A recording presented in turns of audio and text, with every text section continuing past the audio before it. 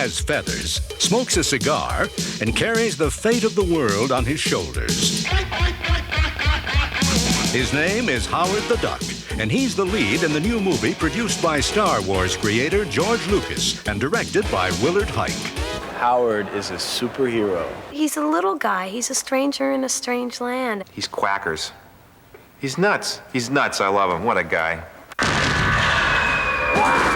The real Howard was zapped from his home planet to Earth. He thought his incredible adventure would make an exciting film.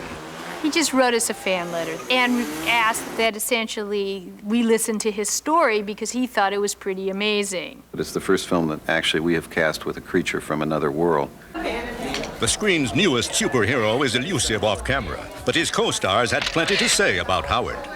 I just think he's really cool, and sometimes his feathers go up on his head like that.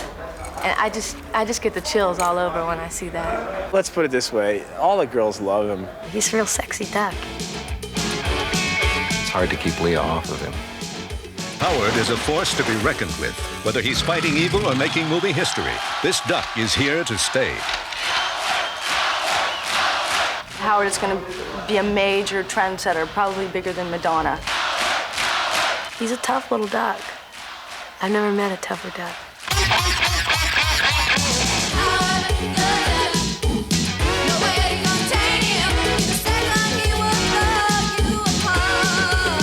He's our leader.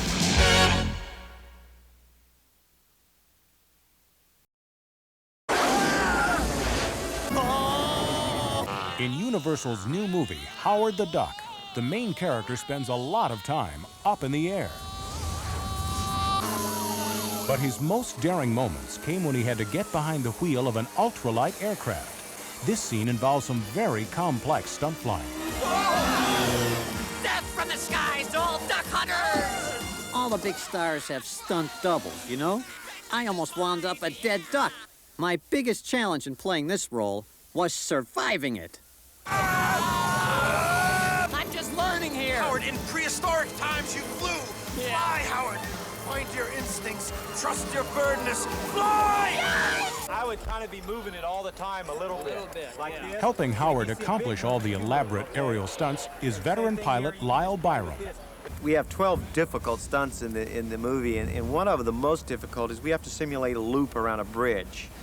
So we're going to fly the aircraft under a bridge, and we have a 100-foot hole that we have to hit. I'm going to loop the aircraft, and the aircraft's going to be upside down. Uh-oh. Then we're going to simulate come back under the bridge and go under it. Belzy, I did a loop-de-loop. When Howard heard that Burt Reynolds, Clint Eastwood, they do their own stunts, he said immediately, forget it. We were trying to find stunt people to do it. And he said, if Burt and Clint can do stunts, I can do stunts. Okay, clear, please, clear. Every now and then I'll tease Howard, though. I'll reach up and I say, okay, Howard, I'm letting go. It's all yours. Good! We have very exciting, difficult stunts in the movie, and one of the most difficult is we have to land on a truck. The difficulty in the stunt is trying to take an aircraft that's moving 40 miles an hour and land it on a space that's 8 by 20 feet that's also moving at 40 miles per hour. It's like landing on the world's smallest aircraft carrier. Touchdown! Great landing, Howard! The problem with this stunt is a big truck like that going 33 miles an hour is creating a tremendous amount of turbulent air. When I go off the front of the truck, the logistical problem is the air moving will kick my tail up and could nosedive me in front of the truck. It does look out of control, but this is a movie, and that means our job is to give action, and that's what we're doing.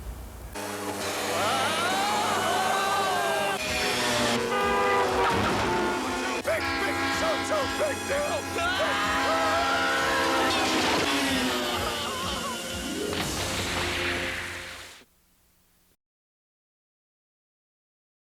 Camera's ready. Okay, we'll go again right away. Here we go. Filming the many complex scenes in the new Universal film Howard the Duck required the highly skilled work of the special effects experts at Industrial Light and Magic near San Francisco. Oh no, it's a quake! At the start of the movie, the main character, Howard, is rudely jettisoned from his home on Duck World, hurled across the galaxy and plunked down on the planet Earth.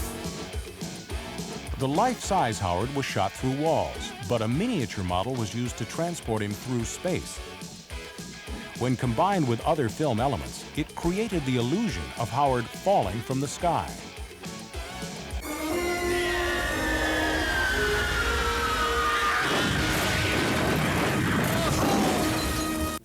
Joining Howard from outer space is the evil Dark Overlord, played by actor Jeffrey Jones. When I become the Dark Overlord, or at least in the latter stages of becoming the Dark Overlord, it involves being in makeup for 5 hours. It happens slowly over a period of time. Toward the end, the changes get grosser until the Dark Overlord then appears, and that's pretty gross. Boy, are you ugly. This character's evil powers include the ability to move objects with his mind. In one scene, he prevents the hero's escape by dramatically blocking the exit. Hey. The special effects team achieved this illusion by building a slanted set and letting gravity do the work. Okay, ready, and action.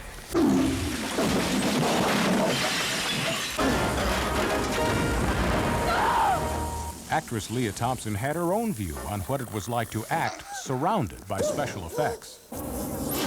Well, when we did the final battle, we had to imagine that we were disintegrating, Tim Robbins and I, and we were getting disintegrated by this huge monster.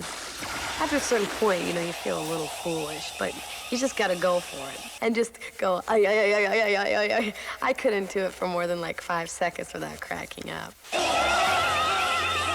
I mean, you just got to hope that ILM is making some great monster, which they assure me they are. This creature stands, in reality, close to 15 inches tall, and on screen he'll be close to 15 feet tall. Essentially, this is a computerized rod puppet that is being enhanced with manual stop-motion animation. We call him Alan.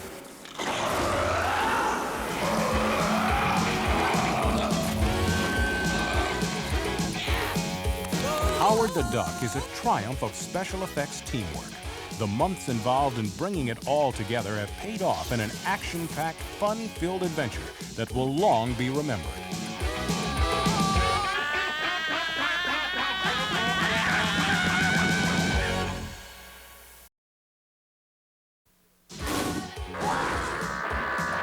The new film, Howard the Duck, is an Earth-bound adventure with an outer space influence.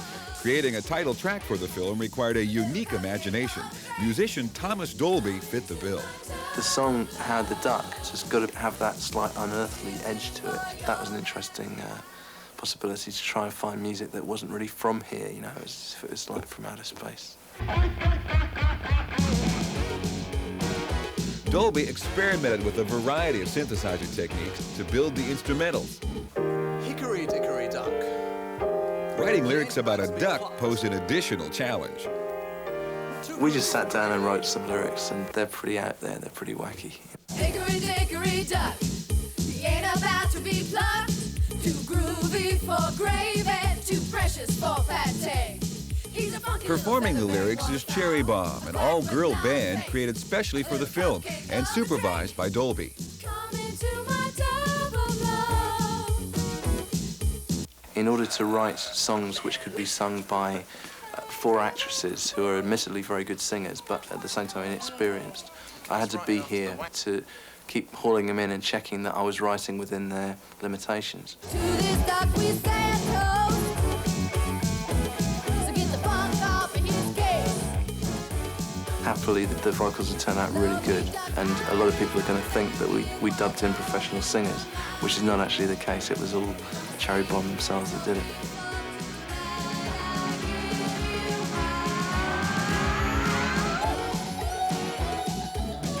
Dolby also worked with the girls on choreographing the song, the goal being to create a completely believable band.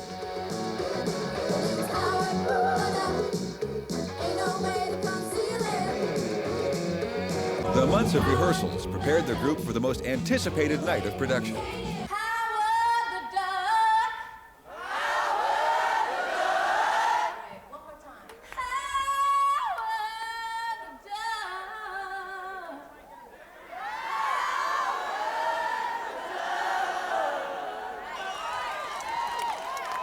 It was for the film's finale that Cherry Bomb performed for a crowd of thousands, putting the song to the true test.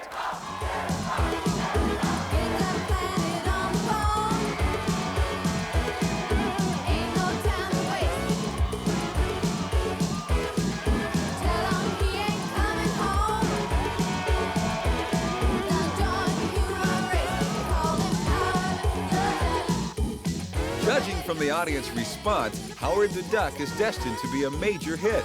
The song's creator feels it just may inspire a new trend in rock. Interplanetary funk.